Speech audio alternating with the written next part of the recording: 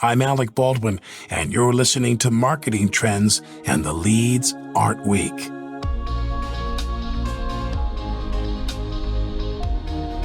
Usually, marketers are fighting amongst their peers to generate brand awareness in an already saturated market. How does a camera marketer get its latest product to stand out from 15 similar devices? How does a new automaker enter a market to steal consumers who might already be loyal to one brand or another? Every marketer has strategies in his or her toolkit for these types of moments. But what happens when you're literally inventing a market and the only competition you have is yourself? We're a brand new product and we're a brand new category. It's not about how do we get incremental sales away from a competitor in the plant-based egg space. We have to raise awareness that a plant-based egg exists, that it's delicious, that it's called Just Egg. Tom Rossmeissl is the head of global marketing for Eat Just, a company that develops and markets plant-based alternatives to conventionally produced eggs. On this episode of Marketing Trends, Tom details the trials and tribulations the company went through when developing its plant-based eggs, and he describes the uphill climb the company is still trekking as it continues building brand awareness and getting consumers to change their eating behavior. He also reveals the influencer marketing strategies the company has deployed to help consumers make the switch to a healthy, sustainable, plant-based diet. Enjoy this episode. This message is brought to you by Salesforce. Hey marketers, today's B2B buyers are more complex than ever, and every buying committee has different needs and goals. Salesforce can help. We'll show you how to put each and every customer at the center of your B2B marketing strategy, and you'll learn how top brands like Lyft approach account-based marketing. Salesforce, market to every account. Speak to every buyer. Find free B2B marketing and ABM resources at sfdc.co/every-buyer.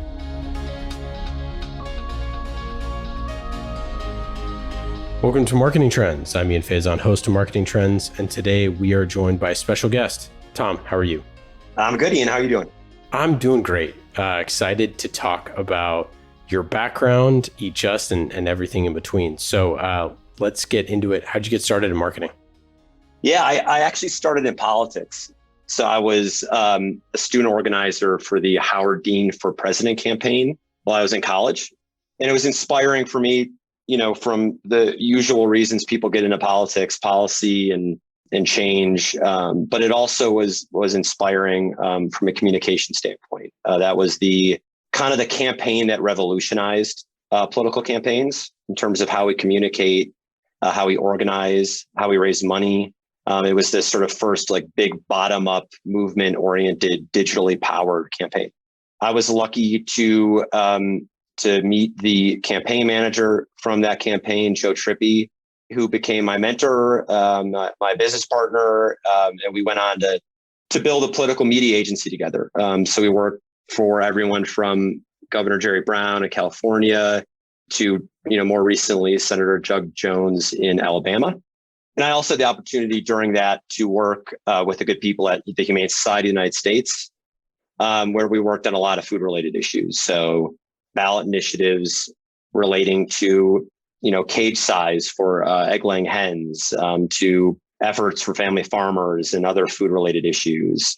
And that's how I met the founders of Eat Just. And I had to make the tough decision a couple of years ago to sort of pivot away from politics and join the team at Eat Just. And it was a great decision. And it was great to pivot from politics to a brand without having to sort of sacrifice the mission that I had been working towards. And so a really great home and a fun challenge here. Yeah. And so tell me a little bit about your current role as head of marketing.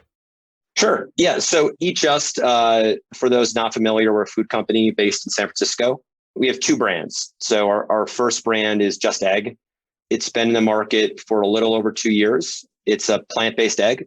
So we've got now sort of 3 Just Egg products. So we've got Just Egg Liquid. It's in the egg set. Imagine a liquid egg. I mean, you can make everything from an omelet to a scramble to a frittata. Pretty much anything you can do with conventional eggs, you can do with Just Egg. We also have Just Egg Folded, which is a frozen, kind of like the egg patty you get on a McDonald's breakfast sandwich. It's you pop it in the toaster, the microwave, the oven, skillet, heat it up, put it on a breakfast sandwich or on a salad. And then we just launched our Just Egg Sous Vide, which is kind of like the egg bites you might get at Starbucks. They're sous vide egg bites. We've got 4 different flavors, and Just Egg's now at about 20,000 doors in the US. So everything from Kroger to Walmart to Whole Foods, we're there. We're also in China, Hong Kong, Singapore, Canada, soon in South Korea, Europe, and obviously we've got our sights on more markets beyond that. So we're the fastest growing egg brand in the United States, and the fastest growing plant-based category in the United States. So lots happened in 2 years. And then our second brand is Good Meat. So Good Meat is the world's first cultured meat, and it's a pretty wild process to explain. But the real short story is we extract cells from a living animal, chicken, cow, pretty much any animal you want, and we then grow meat in a bioreactor. So we feed those cells the same nutrients that they might get in an animal, lipids, water, amino acids, and we're able to grow real meat without cutting down a rainforest or killing an animal. And that is a very new brand and a very new product we launched in Singapore last December. It's the only country in the world that has given regulatory approval, and we're the only company in the world that is currently commercially selling cultured meat. So pretty exciting moment. My role is to kind of tie this all together. But the headline for me is, how do we build the world's first global egg brand? And that may sound kind of like ambitious or crazy, but if you think about it, there is no global egg brand. It's kind of eggs are this local commodity. They're things people buy. They don't necessarily look at branding when they're purchasing eggs. And we have this sort of unique moment with this incredible technology, product, partnerships around the globe, where we can actually build the world's first global egg brand. And we can do it with a plant-based egg, which is pretty exciting. So that's, I'd say, the big part of my job is like, how do we figure out this puzzle? How do we effectively build a new category in retail, which is plant-based eggs? How do we position Just Egg? How do we continue to accelerate our food service growth too? COVID obviously was a challenge for us in the food service side, and we're seeing that completely pick up now. And how do we continue to build our food service growth? Another big piece of my role is capacity building. So we're going from a relatively small US brand, now having our sights on building the first global egg brand. So it's a huge transition. How do we build a platform that can be adapted to new markets? How do we build a team in different markets around the world to help make it happen? So, huge team effort, obviously myself, but our head of brand, head of comms, our entire team here in San Francisco and in other markets, trying to figure out how we do that. Yeah. And how do you all go to market? What are the ways that you're selling both the Just Egg and the Just Egg products? And then we can talk kind of, I know Good Meat is very new, so that's probably a little different. Yeah. I mean, it's tricky. I mean, we're a brand new product and we're a brand new category. So it's not about how do we get incremental sales away from a competitor in the plant-based egg space. We have to raise awareness that a plant-based egg exists, that it's delicious, that it's called Just Egg. So it's a lot of awareness and brand building. So to do that, we do a lot of paid media work, podcasts, connected TV, programmatic video, a lot of influencer work, organic and paid. We've been lucky, in addition to the paid work we've done, to get people like Lizzo and Kim Kardashian and other prominent people who really love our product or really love the brand and sort of organically posting about us, which has been really important. A big piece is menuing. So as we start to get into more coffee chains and food service establishments, making sure that Just Egg brand is on menu, that people are starting to identify, if I want a all plant-based breakfast, that means a Just Egg breakfast. So working really hard on our menuing and approach with food service has been very important. And then in-store and shopper marketing, very important channels for us. Again, new product, new market, new category. We want to make sure people can see us on shelf, that they're getting awareness from us on e-commerce channels, shopper channels, and in-store. Yeah. So do you have a motion where people are coming to the website and able to, like buy and become a, subscriber, things like that? Or is it predominantly through all of those channels that you mentioned? in grocery stores, in restaurants and things like that? Yeah, I mean, we're cold storage. So doing direct to consumer is something we've thought about. We've decided not to do it right now. Just the logistics and cost in terms of shipping a frozen or refrigerated product is tough, particularly a product that is selling at $3.99 to $4.99 in retail. But we have done a fair amount of like e-commerce work. So linking out to, Walmart and Whole Foods and Amazon and Kroger, all these retail platforms that do have grocery pickup and grocery delivery has been important. Yeah. So when you're leveraging those type of partners, and that you're bringing something really, like you said, new to the table, a new category. This is something that I think, oftentimes CPG companies feel very kind of handcuffed in the like, what section are we in? Like, are you going to put us in the egg section? Like, Are you going to put us somewhere else? Like, how do you think about that stuff? Yeah, I mean, it was very important to us early on to be in the egg set, the same way it was important for Beyond to be with conventional meat early on. And we're lucky to have gotten there. I mean, we're pretty much universally, there's a couple exceptions, but we're pretty much universally in the egg set. So when someone's looking at shelled eggs and they're thinking about what they want to buy to make the omelet for them the next morning, we're right there. And that was really important for us. Obviously, that's part of the task in terms of raising awareness. Another big part is just letting people know, driving trial, sampling, raising awareness. Before COVID, we did a fair amount of experiential work. So pop-ups in major cities, food trucks, things like that. Once COVID hit, obviously, digital became more important. So think programmatic video, connected TV, shopper marketing channels, things like that. Obviously, when you're marketing a new product and creating a brand around something, especially like this, where I think there are a lot of people searching for plant-based things, but they don't necessarily know that plant-based eggs would even be an option necessarily yet. Are you going more towards people that are looking for plant-based and giving them this option, or are you going more towards people who are looking for eggs and looking for an alternative, if that makes sense?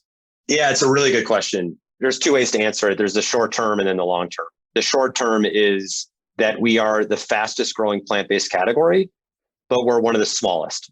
So the fastest way we're growing in the near term is by communicating to plant-based consumers that there's a plant-based egg. So targeting plant-based meat consumers, plant-based dairy consumers. These aren't vegans, they're flexitarians, they're, buying more and more plant-based food, and they're trying to eat more plant-based. That's the fastest way for us right now to grow. Long term, we want to be for everyone.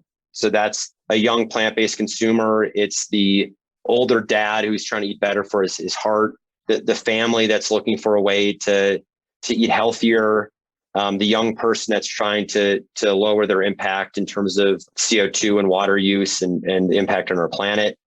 Tactically, right now, we're doing a lot of targeting based on plant-based consumers, but our long-term vision is a very broad set of consumers that just see us as a better egg. I mean, we have, from a health standpoint, we have no cholesterol. We have about the same amount of protein as a conventional egg. We have less saturated fat, and it's delicious. From a sustainability standpoint, a conventional chicken egg takes 53 gallons of water to produce. Just to sort of throw that out there. It's kind of a wild stat. Just one chicken egg. And that's not because the chicken's incredibly thirsty. It's because there's just a ton of resources that go into growing all the feed that then goes into chicken while the egg's being laid. By sort of cutting out that middleman, we go from plant to egg. We use 98% less water. We use 93% fewer carbon emissions. We use 86% less land use. So, we think we're a better egg for people that are all plant-based or people who are mostly not plant-based, but would look at us as a better egg and a better breakfast offering. I guess we should say, by the way, what is in it? It's a really good question. And that goes into our origin story. I mean, we started as a company with this goal. And, if you go back to 2011, 2012, the idea of, can we find a plant that would scramble like an egg sounds crazy because that was before Beyond or Impossible or, the kind of penetration we've seen from plant-based dairy. But that was our goal. And it was done because, eggs are the most ubiquitous protein in the world. 1.4 trillion chicken eggs per year are laid. Can we find a plant that can do that? And so, we built this platform and we started analyzing every plant, legume, grain we could get our hands on, and not building technology, but analyzing the technology that existed in the plants all around us. So what I mean by that is, what are the properties of the functional protein in all these different plants? Things like gelation, emulsification, protein content, things like that. We found it eventually in the mung bean, which is fortunate because the mung bean's a really amazing plant. If you look at the protein, it has the way the strands in the protein are that when you throw in a pan, it gels like an egg would. It has that same sort of curding functionality. It's also fortunate because it's one of the most sustainable plants on earth. It has a really short growing season. It requires very little water to grow. In fact, the growing season is so short that it can be used as a cover crop in regenerative agriculture, which opens up a lot of doors as our food system continues to evolve. And that happened to be the plant that had this sort of magical property. We take the protein from the mung bean, and we do it sort of a very careful way that maintains the functional properties of the protein. We added some other ingredients to it for things like color and flavor. Think turmeric, carrot, things like that. And then we bottle it for the Just Egg liquid and Just Egg folded. We bake it, and then it's ready to heat from your freezer. I don't know if you've ever seen the Office clip where Creed is sprouting mung beans in his desk. No, I haven't actually. Oh my gosh! Yeah, you got it. It's absolutely hysterical. What's crazy is the mung bean is like a very common, culinary tool everywhere else except the U.S. I mean, in China and India, it's like a really core piece of cooking. In the U.S., it's barely used, and so. We introduced mung bean in the US and we talk about what goes in Just Egg, and it's kind of like a foreign concept. We go into China or Korea or other markets where mung bean's eaten really widely. It's very different. It's very familiar for people there. Yeah, you need to do some partnership with the guy who plays Creed. Yeah, I gotta check that out. It's this funny thing because someone's like, Creed smells horrible or something like that. And he cuts to him and he's like, I sprout mung beans on a damp paper towel in my desk drawer. Very nutritious, but they smell like death, even though they don't actually smell in real life. But I don't know if that is good marketing for us. No, it's great. It's funny. Yeah. But that's so funny. Yeah. That's the first time I remember hearing about him, which is to your point. Yeah. It's just not something kind of eaten traditionally in America or that we know of. And I think it's so fascinating. All the stuff that you just said. All of the stats of why this is good, what goes into your body is super important for your body, but it's also important for the earth. These are things that traditionally have not always been, first of all, there wasn't transparency, so people didn't know this stuff. But as it relates to marketing, people are making decisions like that. Obviously, the younger generations are definitely making more decisions like that, exploring new products. When you think about marketing those sort of things, eggs that use, 86% less water, for example, is that something, we always talk about, is it a feature and a benefit? Is it something that's super important to people? Is it not as important? How are you looking at testing all of your messaging to see what resonates with people? Yeah, it's a good question. We've done a lot of research on this, and I think it aligns probably with most plant-based brands. The most important thing for us is taste. If it's not delicious, we can expect consumers to do the right thing or to care about sustainability and health, and some will. But at the end of the day, if it doesn't taste good, it's going to be hard to build a company and a brand. So we emphasize that, number one, and we're lucky to have the kind of product development team and Michelin star chefs and others in our team that have made it really delicious and versatile. So that's the first thing. The second thing is health. Breakfast is something that is it's sort of stubborn. I mean, it resists change. People eat it over and over and over again. And that is both a bad thing for us because we have to break some of these routines and we have to get people to think about their breakfast differently. But it's also a huge plus when you think about health because you have consumers who are realizing that they're eating, 2 eggs every morning. That's more cholesterol per day than their daily recommended amount just coming out of the gate on breakfast. I mean, they're over 100% of their daily recommended amount of cholesterol when they're finishing their second egg. So, consumers are looking at this and they're thinking about disease and heart health and other things. And they're realizing, given that this is such a routine part of my day, health is really important and they need to look carefully at their breakfast. And so we talk a lot about the health benefits of eating plant-based and specifically just egg when it comes to cholesterol, saturated fat, protein, things like that.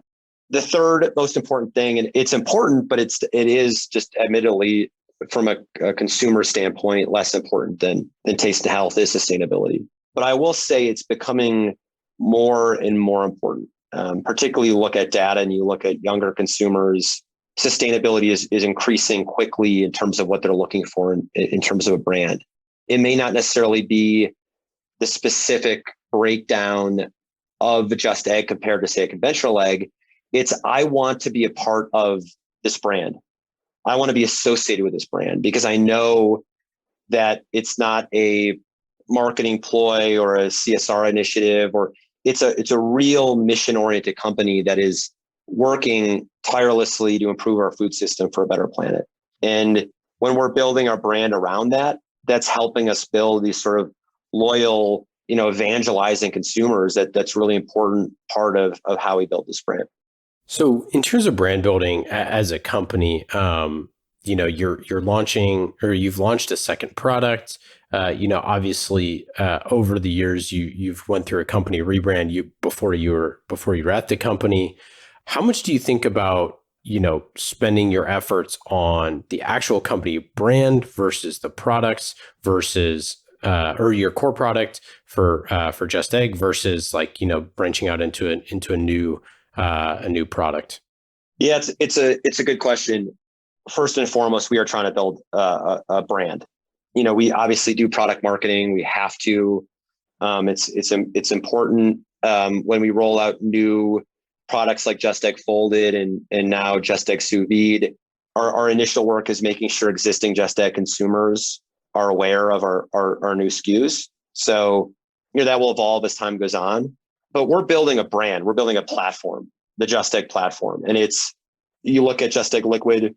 That's going to continue to improve. We're going to launch a new version of it every year. We're currently on version 3.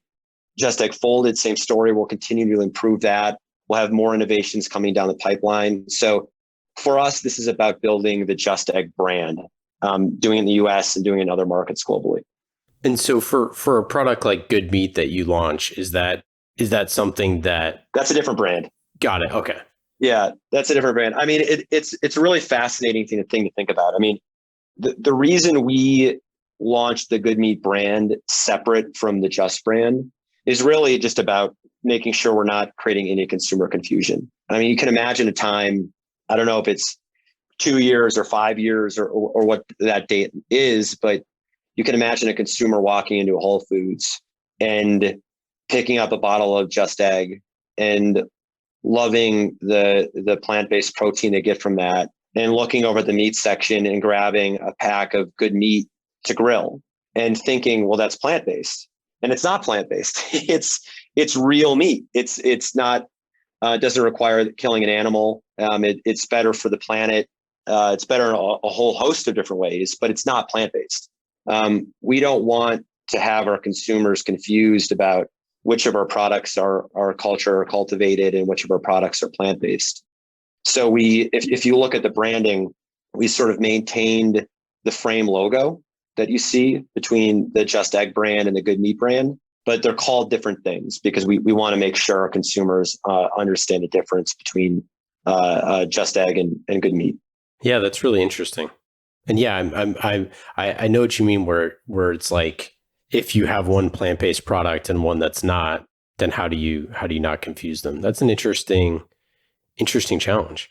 So when you are thinking about like, you had, products in the past, and I don't know, how this fits into this. You had, products in the past that also had the Just name on there. How do you either distance yourself from those or shift in the market, or like candidly, does the consumer just not generally pay attention close enough to these sort of things, and they're just looking for, a delicious option for themselves?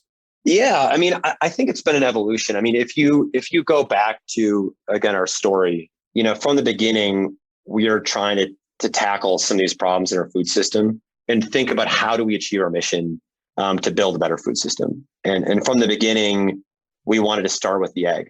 Again, that's because it's the most ubiquitous protein on Earth, 1.4 trillion chicken eggs.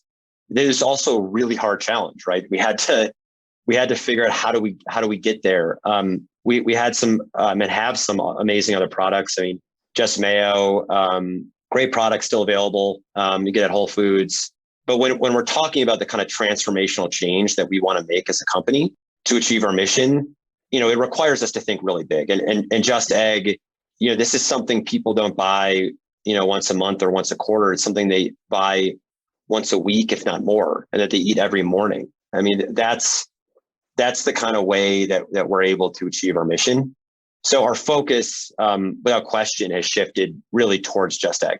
That is what we spend the majority of our time thinking about, because it is the vehicle we think as a company can not only help us hit our business objectives, but help us achieve our mission from a human health perspective and certainly from a planet health perspective. You talked about utilizing influencers and podcasts. Obviously, we love podcasts here.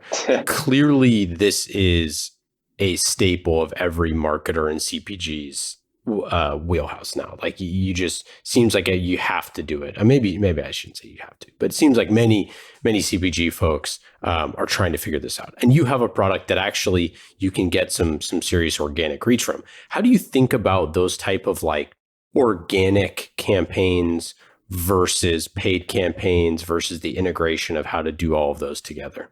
Yeah, it's a good question. I mean, I think the podcasts are such a great format because you have enough time to, explain what the product is and why you should buy it. And I think particularly for us, we need that. I mean, we need a host to talk about their experience using the product in their own kitchen. And talking about their amazement of how it scrambles and how it tastes. We need the time to be able to talk about the benefits from health to sustainability. So I think we've had some really great results from podcast advertising because of that. It also helps us hit this demographic that we definitely focus on, which is younger, more educated, more urban, and podcasts, obviously a great channel to be able to do that.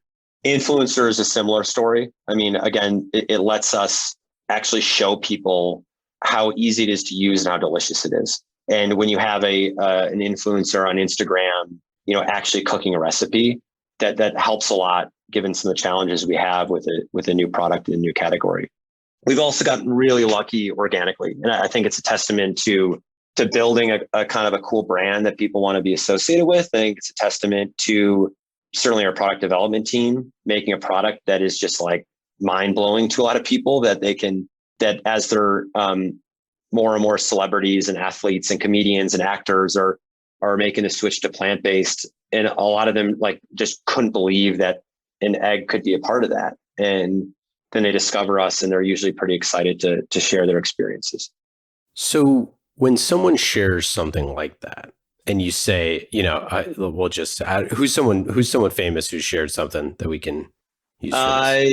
Lizzo is a good example. We had no idea that was coming, and then one day we just got an alert and noticed that she was cooking a bunch of dishes with Just Egg. So yeah, this is a good example, because so you have someone like Lizzo who shares something like that, cooking with Just Egg. This is great, but then you have a large percentage of the population that is younger, that they might not cook at home very often, and they eat out a lot or whatever. And you have like a cool partnership with Pete's Coffee, for example, for a breakfast sandwich that uses Beyond Meat and Just Eggs. So you have this sort of thing where it's like you always want to have a call to action with these type of when you get press like this, it's like, hey, you can make this stuff at home. Or if you're near a Beats, you could go, try this right now, sort of a thing.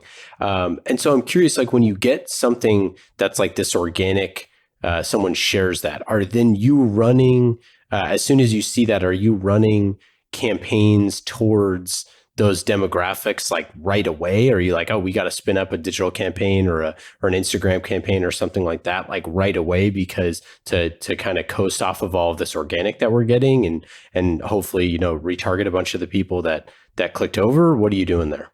Yeah, I mean, we're doing a lot on an always-on basis. I mean, so if you think about search, obviously been really important. So people who may see a post by Lizzo and want to learn more, we're making sure that we're capturing those people and driving them to the places you mentioned where you can buy it. Social, similar story. I mean, we're doing a lot of work on testing and learning and remarketing and different strategies there. And then a big piece of it is sort of fostering these relationships. I mean, the paid piece is important, but also if you're getting some organic love from celebrities or influencers, it's just ensuring that we're being respectful of them, that we're continuing to send them product and keeping them updated on things we're doing as a company and why we're doing things as a company. One thing we did with Lizzo is we sort of recreated the recipe that she cooked on her channels, and we put it on our website. So if you were inspired by what she was cooking and you want to make it yourself, like you can go to our website and we sort of laid out the steps that she had originally aired. That's cool. That's a great idea. Yeah. Well, it's funny, it's like when you look at the search stuff, like you all show up so frequent if you search like plant-based eggs, which is obviously amazing. But you also have things like, somebody searching for just egg, and the second as I type it into the Google machine here, you have like just egg where to buy is like one of the top searches. Good. Kind of after that, right? Yeah, exactly. Exactly right.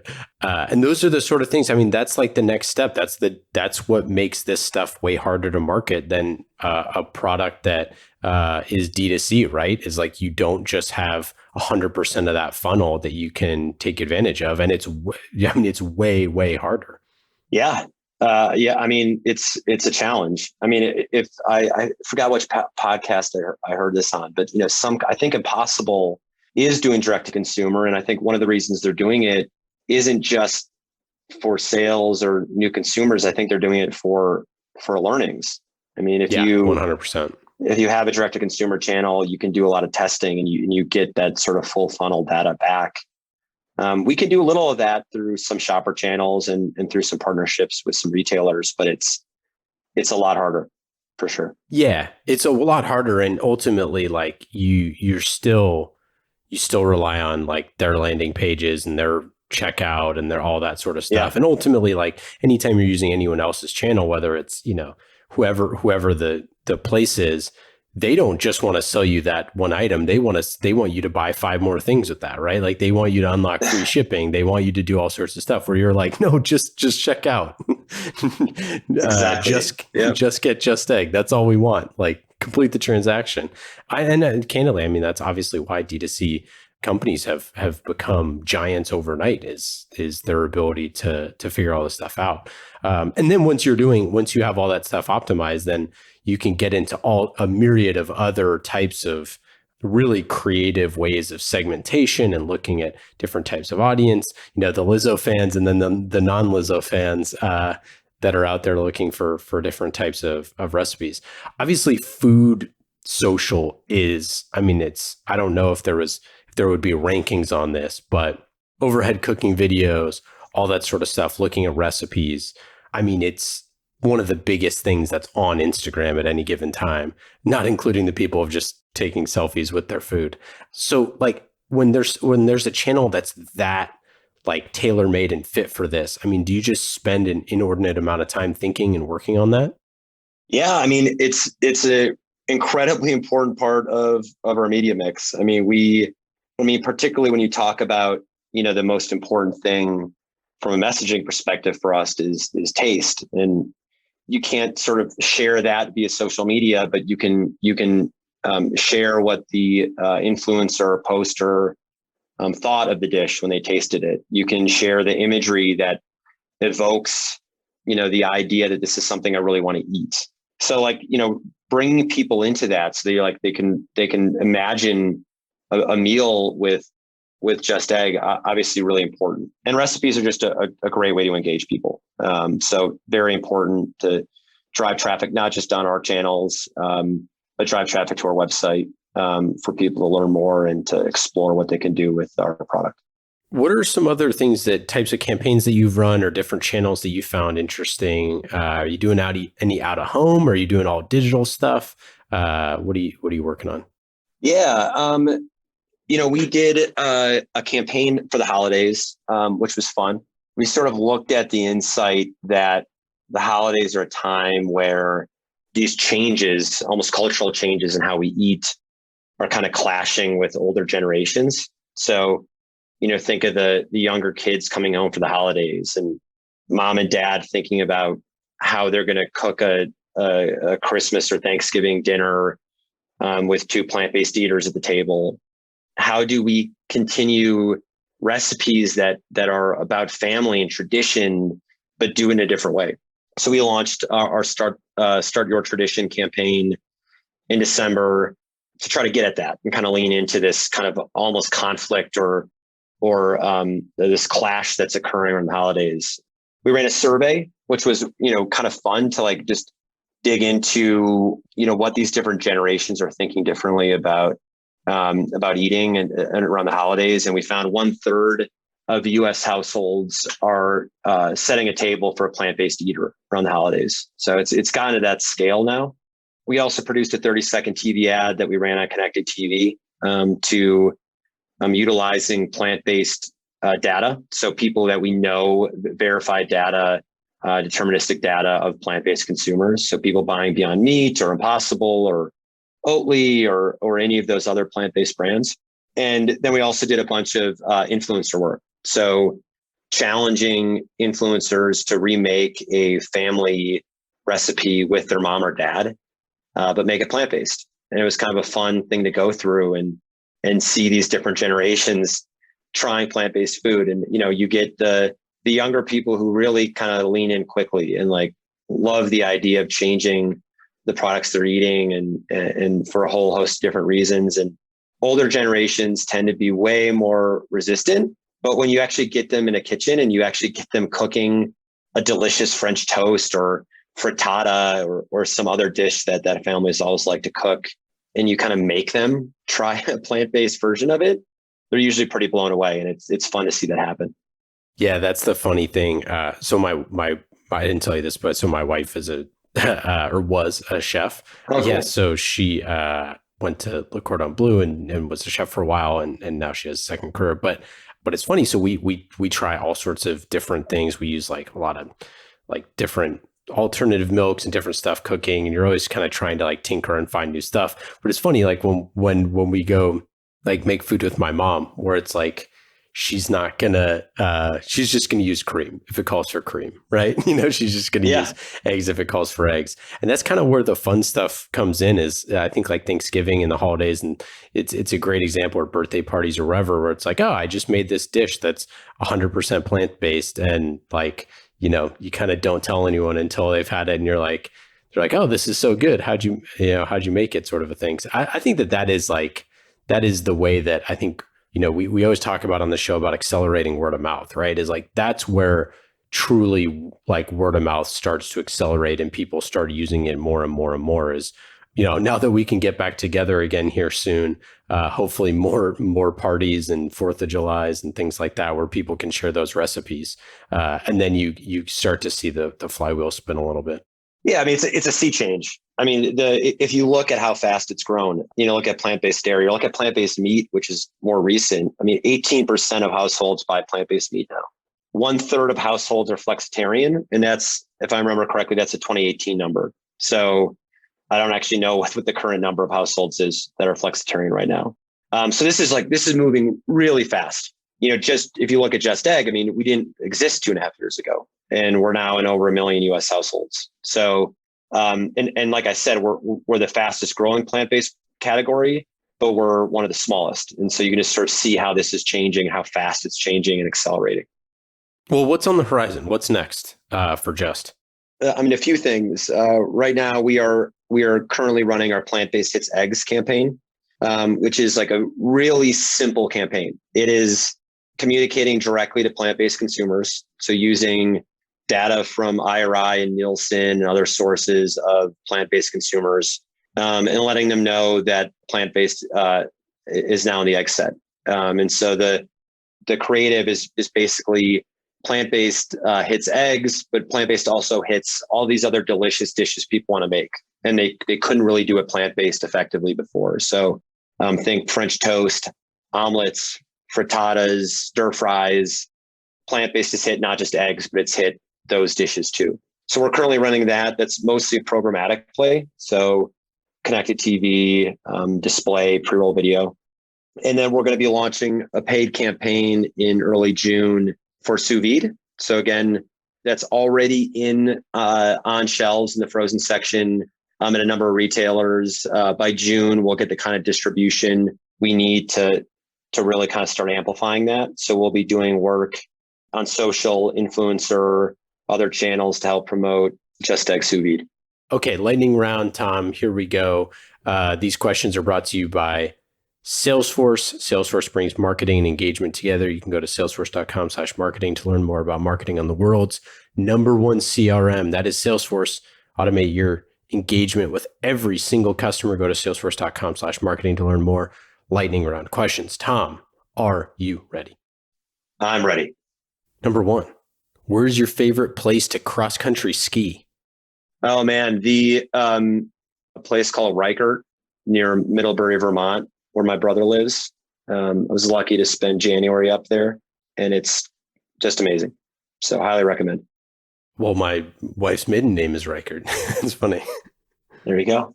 What is a favorite podcast, book, TV show, something you've been checking out recently? Yeah, happy to plug Ezra Klein, his podcast with the New York Times.